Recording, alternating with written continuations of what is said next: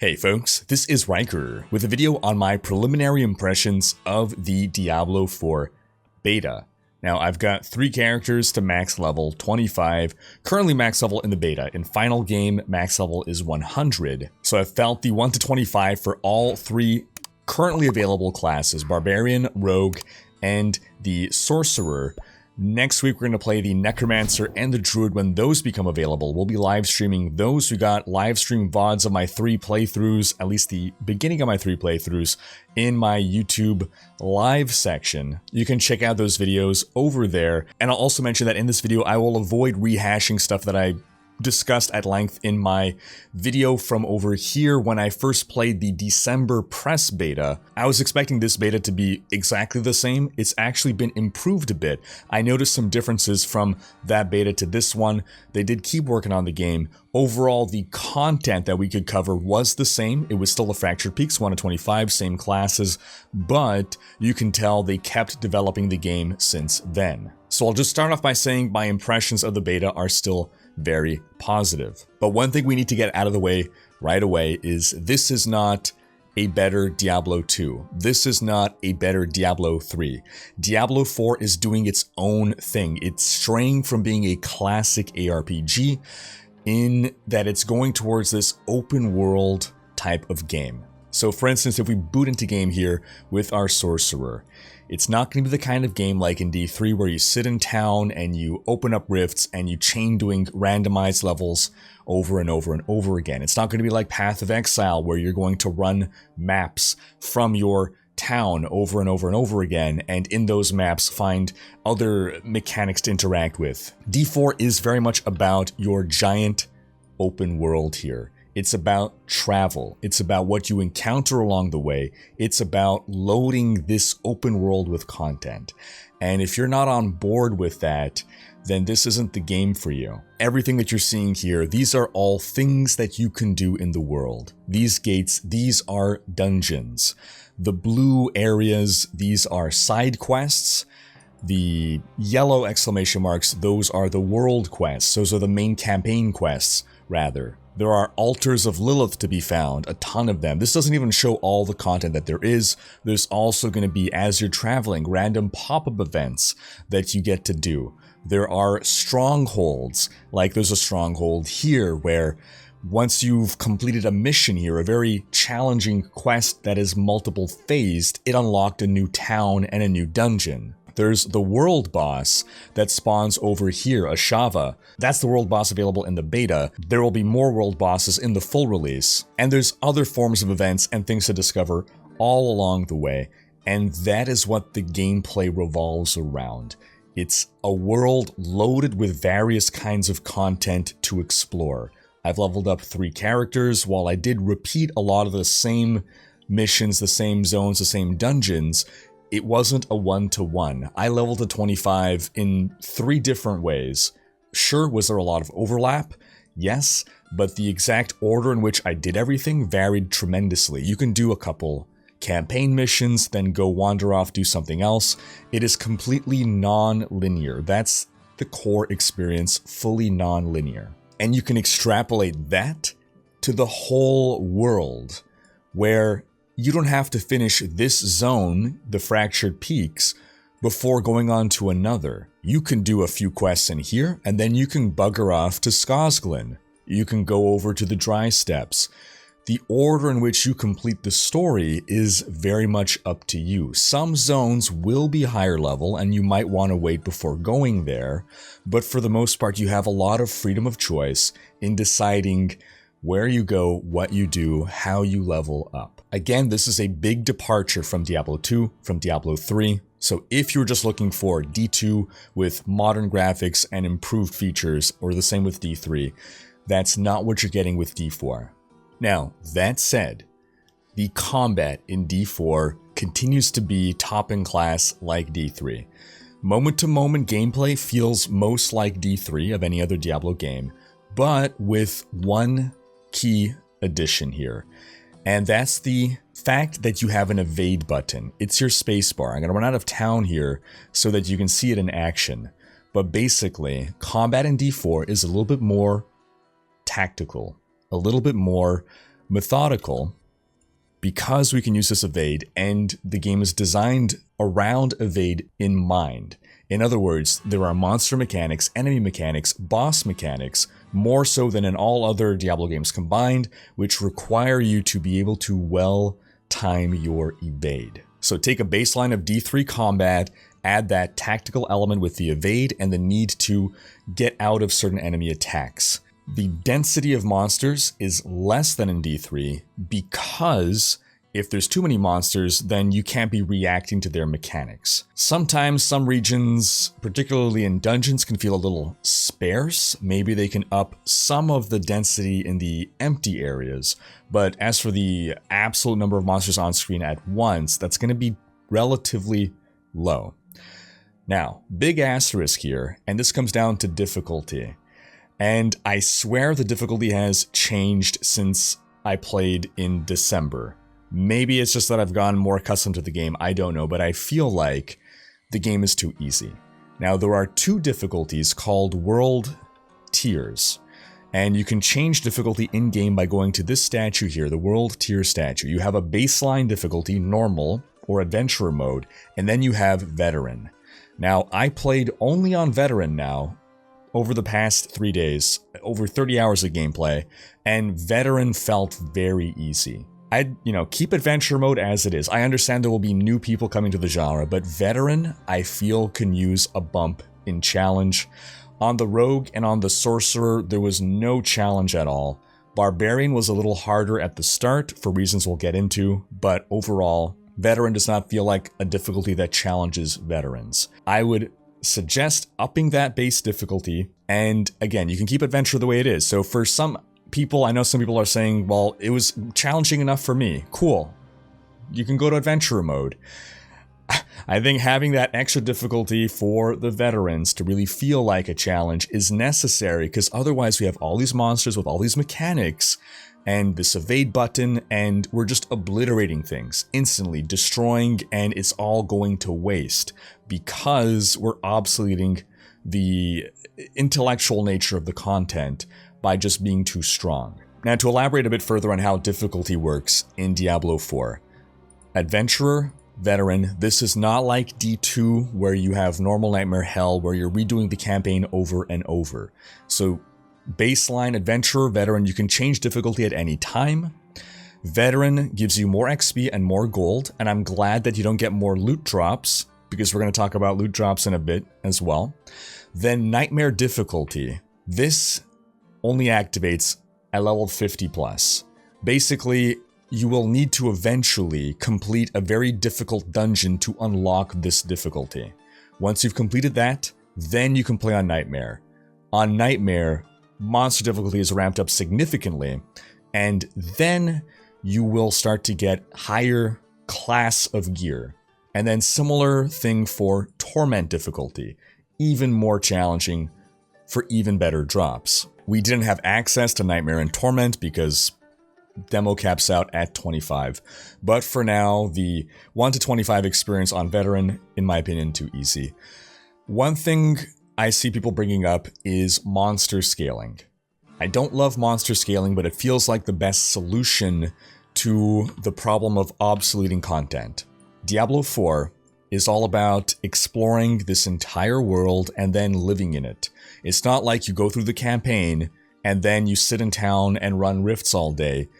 The end game is the world. So if we have a zone that's level 1 to 10 and it stays level 1 to 10, you're never going back there. You're too high level for that zone, so that zone becomes obsoleted. Once you get to the end game, here's like half the world or more that you're never coming back to because it doesn't scale up in level with you. Now, I know where people are coming from. I also don't like when monsters rise in level with me. I don't get to feel powerful. I don't get to feel like I'm getting stronger if the challenges around me are also getting stronger. That's how I normally feel. However, things were so easy that it didn't matter right now. Assuming that the balance of difficulty remains as it is, this is where that will matter. As long as you can always choose to stay on veteran or adventurer, then it should be fine.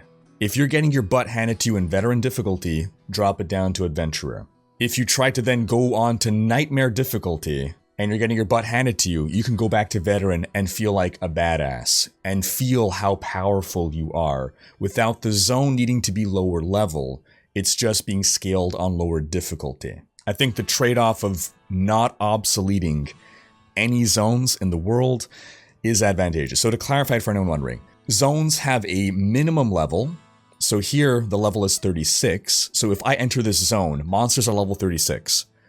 I can't enter this zone because it's not available, but in theory, if I could, monsters will be level 36 there. However, if I then become level 40, that'll scale up to level 40. So all the zones scale up to your level, but they don't scale down to your level. Now, another thing about difficulty, add into the fact that you can play in a party, and Diablo 4 generally encourages party play. That makes things even easier. On the topic of party play, though, I will say that I actually really enjoyed party play. I did not experience that much in the December beta, but rolling up with a goon squad of rogues just felt really fun. Roaming around the world, in fact, it felt like a more fun experience than running a party in, I guess, D3. Not that it's not fun, but just seeing us travel the world together and running into other people, and it's like, this is me and the boys going to, reclaim Khor Drogon. I'm not generally one to like the social aspects of games, but I dig it. I'm someone who is generally very opposed to the whole MMO nature of things. I was very concerned that D4 would go to MMO. I don't believe that's the case. Are there MMO-like elements in Diablo 4? Yes. Is it an MMO? The way that Diablo Immortal is an MMO? No. And I think at its core, a lot of the base and core progression systems and itemization is ARPG and not MMO. And that's what I've realized is most important to me. I've tried to like MMOs. I've tried really hard. I've tried dozens of MMOs back in the day. I would stick with them for months, but eventually I always burn out. And it's simply because the core grind of an MMO is not the kind of grind that I enjoy. ARPGs and MMOs are both very grindy games, but they're grinding for different things. I mean, comparing Diablo 3 and Diablo Immortal, in fact, are the perfect examples. Diablo Immortal, you have your one character that you always keep upgrading forever. It's not resetting every 3 months, which is the typical nature of the ARPG nowadays. You have your 3-4 month seasonal cycle, which D4 is going to have. So you get to max level, or you're getting towards max level. Whether max level is achievable or not, you get close enough to feel content. And then a lot of the grind is around the itemization. And in ARPGs, the loot hunt is, or the kind of loot hunt, is much more fundamental than in an MMO. Loot drops are far more varied. The types of items that drop are more varied, and the attributes on the items. There's far more randomization. MMOs tend to have much more deterministic loot hunts. You get less loot in general. You tend to be target farming maybe specific items. And a lot of the grind is around slow incremental upgrades to your character over prolonged periods of time. Diablo 4's grind, so far at least, still feels very ARPG and not MMO. The most MMO thing that you encounter is the world boss. We did the Ashava world boss. It was a pretty damn awesome fight. I did it twice. The first time we beat Ashava. The second time we came in with a squad of level 11 characters. So the first time we were level 25, Ashava was level 25. It was a tough fight, but we beat her. The second time we came in with our level 11 characters, it was a close fight, but we failed. And that's good. We should not be able to beat Ashava with a level 11 party. Now, that said, we couldn't stop other people from being in the instance. There were people in their 20s. There was one level 25, and that 25 was really carrying and helped us get her most of the way. But that's good. Ashava is the most challenging thing in the game. So back to the topic of difficulty. World boss felt well-tuned. I didn't die at all throughout the whole game on my rogue until Ashava, when I died multiple times, half a dozen times against Ashava, which was great. That felt appropriately difficult. The other only thing in the game that felt appropriately difficult or challenging was the Butcher. I won't give spoilers beyond that, how to find the Butcher, but that felt appropriately challenging. Now, on the topic of difficulty, we need to discuss class balance. Rogue Sorcerer felt super strong, Barbarian felt like you had to get to level 18 plus before it really activated. Rogue and Sorcerer felt strong pretty much from the start. My favorite class is the Rogue. I love the mobility. I personally really enjoy highly mobile ranged classes, so the Rogue was right in my playstyle there. I love the mobility of the Rogue. Then the Sorceress I actually liked a lot more than I thought I would. Not that I thought I would not like the Sorceress, but Rogue there, Sorceress very close behind. I thought there would be a wider gulf. And then Barbarian was in a distant third until I got the Barb up to about level 18, 20, as I started to get lucky with legendary drops. And I was getting a lot more synergy. I was enjoying the Barb more and more the closer I got to, the higher above level 20 I became. So it's entirely possible that endgame balance of the classes is spot on. Maybe even Barbs go on to be overpowered, but early game, the Barbs feel like they don't have a lot of options. Just being a melee character in general, a low mobility melee character that takes a little while to get his mobility skill, felt like a slog at times. And there's a lot of enemies that can move away from you. There's bosses that are ranged, that are able to swoop, either teleport away from you or play keep away, and you're just running back up to them, and if your dash is on cooldown, it overall is just a much more challenging experience relative to the Rogue and the Sorcerer, which just kind of roll through everything because of their ability to continue to attack at range while also being mobile, to be able to catch up to enemies, move out of danger zones. So it could be that on the Barbarian the game difficulty is fine, but if on 2 out of 3 classes the game difficulty is too easy, then on average it's too easy. We'll find out with the Necromancer and the Druid, I suppose, coming up next weekend. But the Barbarian again felt much more gear dependent, synergy dependent. The Rogue, I had no good items. I had no legendaries that really benefited my build, and I was destroying things. And if I felt strong, I was enjoying myself. The Barbarian, I got super lucky with drops. I was getting a bunch of synergies. In fairness, I wasn't going for the most optimized Barbarian build, I just wanted to try to get a Whirlwind build together. And it feels great to be able to Whirlwind from very early on in game. Very smart of Blizzard to unlock Whirlwind at super low level, because people love Whirlwinding. Let us do it from the start. Cool. So I got all my item synergies for Whirlwind, and even with that, even decked out in legendary gear, I was like maybe as powerful as my Rogue, who had no synergies. But speaking of legendary drop rates, now on day 1, I found over 20 legendary drops on my Rogue. That was way too much. I played for maybe a dozen hours or so, so that's roughly 2 drops per hour. In my opinion, those drop rates were too high. On my Sorcerer and my Barbarian, drop rates felt okay. So that was day 2 and day 3. So I don't know if I just got super lucky on my Rogue.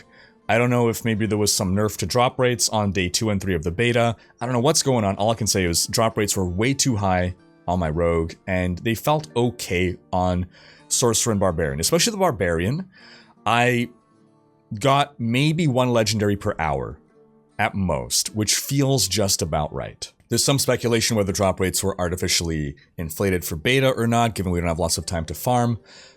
I don't know. But on the topic of itemization, one thing I will say is I pretty much never found myself using blue items. Blue items are items with fewer affixes, but the affixes are intended to be able to roll higher than on rares. I don't think I ever decided to use a blue rather than a rare. And white items seem to serve no purpose at all. So all my gear was pretty much yellow items or legendaries. Uniques only start dropping at level 50 apparently. But legendaries or crafted legendaries. You can extract a legendary power into something called an aspect and then put that on a rare and it would turn it into a legendary. But as of right now, at least at low level, it doesn't feel like there's a place for blue items to really do anything.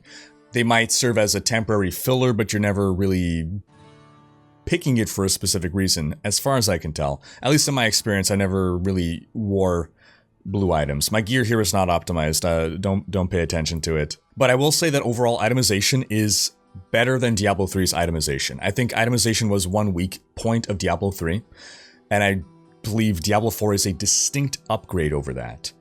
Then the question becomes, is it better than Diablo 2's itemization? And I don't know the answer to that. I don't know that the answer is yes. I do know that in some ways, it is better than Diablo 2's itemization.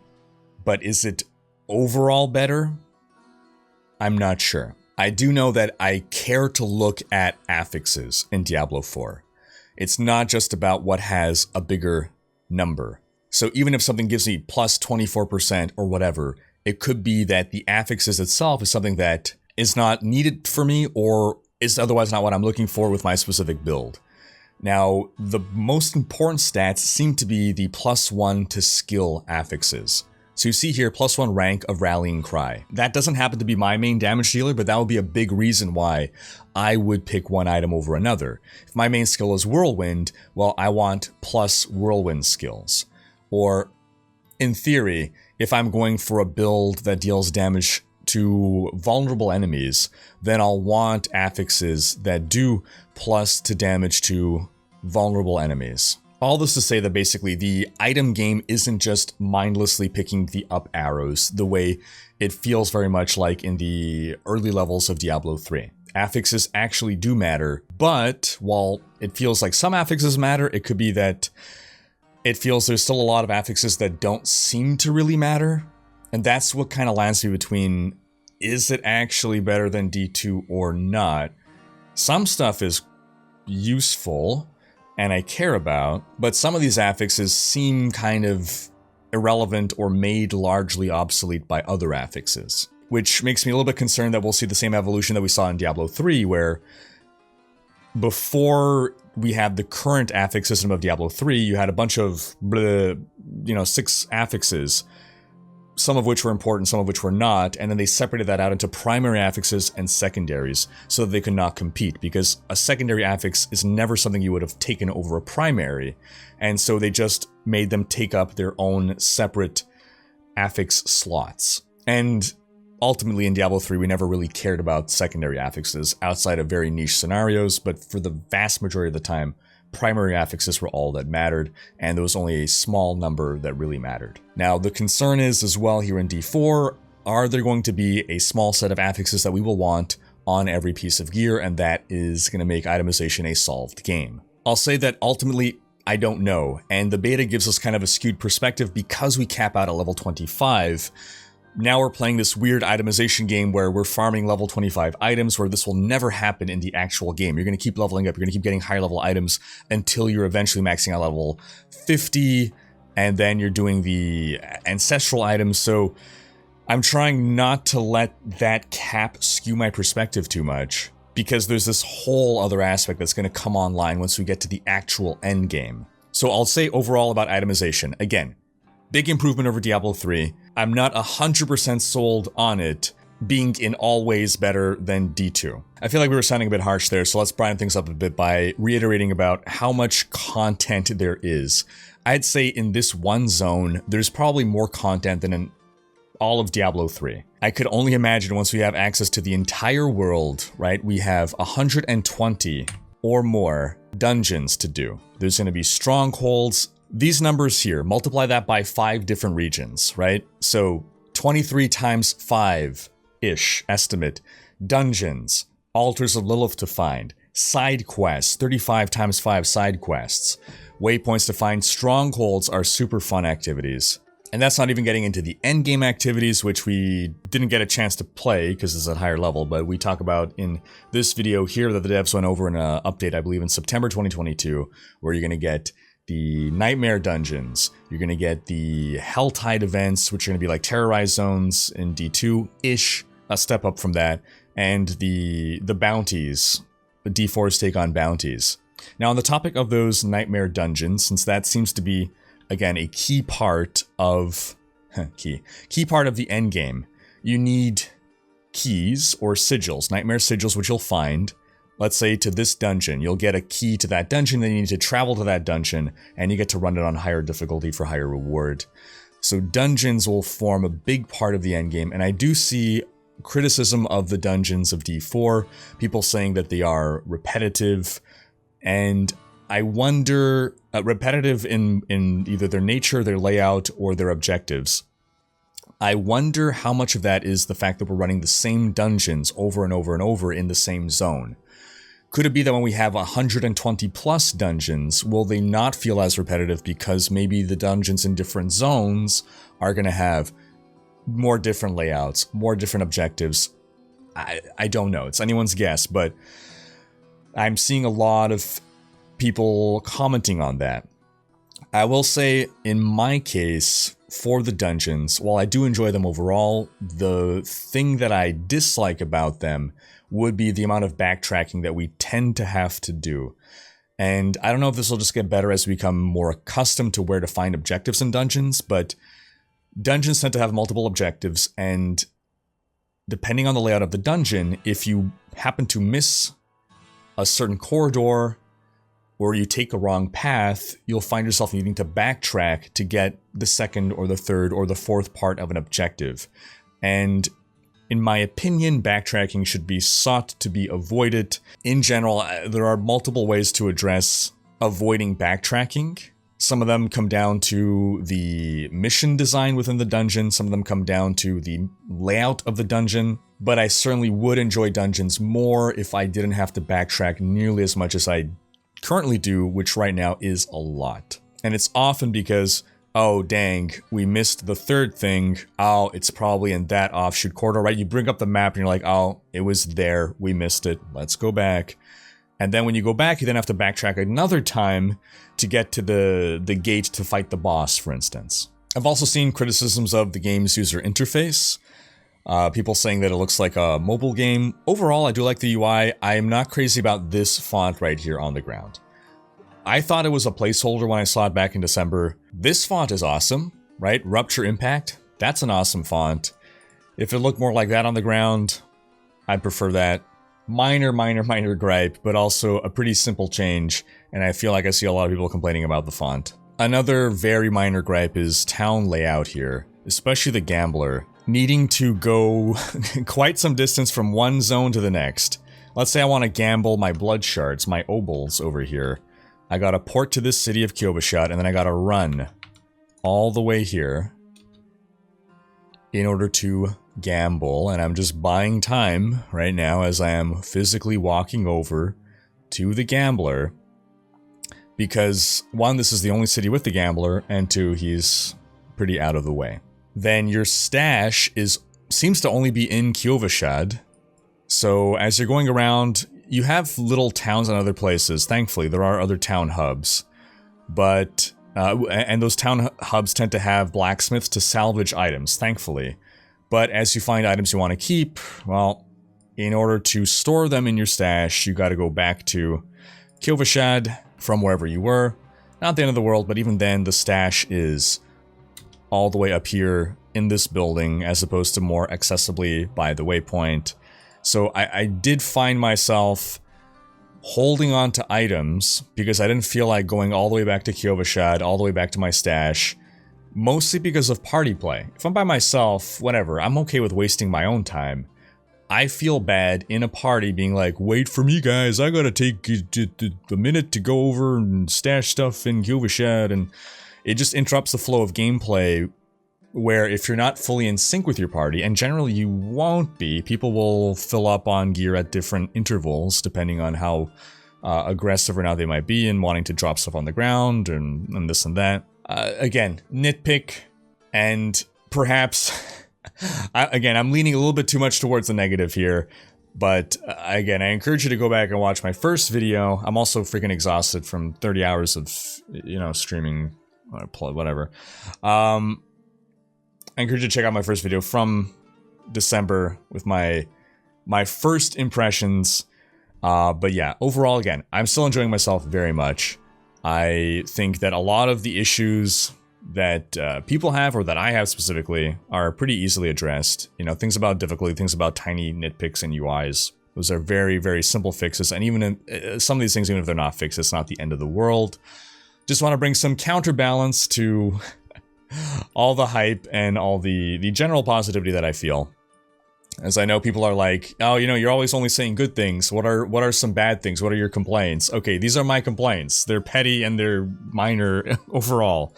Some of them, you know, bigger. The backtracking, I think, is a pretty major thing. But I'll close by reiterating, I think there is a lot of promise here. I think we got a solid foundation for something that could be very robust. Itemization, maybe some deeper changes need to happen there, but overall, outside of that, and again, maybe the dungeons, some reworks there. Outside of that, looking forward to seeing actual endgame, looking forward to seeing all the other content in the game, looking forward to seeing how the game will evolve and be shaped in the future by the ongoing support it's going to get. You know, worst case scenario, if it launches with something that people aren't too keen on, these devs have committed to continuously developing the game. It's not like, oh, that's it, and you're stuck with the game as it is for the next 10 years. So I do encourage you folks who have tried it out, go give your feedback. The devs are very open to hearing your thoughts, your experiences. And as a reminder, next weekend is free beta for everyone to try, plus the other two classes come online, Necromancer and Druid. Your progress will be saved from this beta to the next, but it will be wiped before going live. And I guess to address another common question, you cannot get the Wolf Pup in the beta, but if you got level 20, you will have Wolf Pup when the game launches. But we're going to wrap up the video there, so thanks for watching. Special thanks to my Twitch, Patreon, and YouTube supporters for making these videos possible. If you like what you see on this channel and want to support the creation of more content, you can consider pledging on YouTube or Patreon and unlocking behind-the-scenes content, monthly virtual hangouts, and more. If you enjoyed this video, please share it, check out these other videos, and subscribe to join Riker's Raiders for more Diablo content.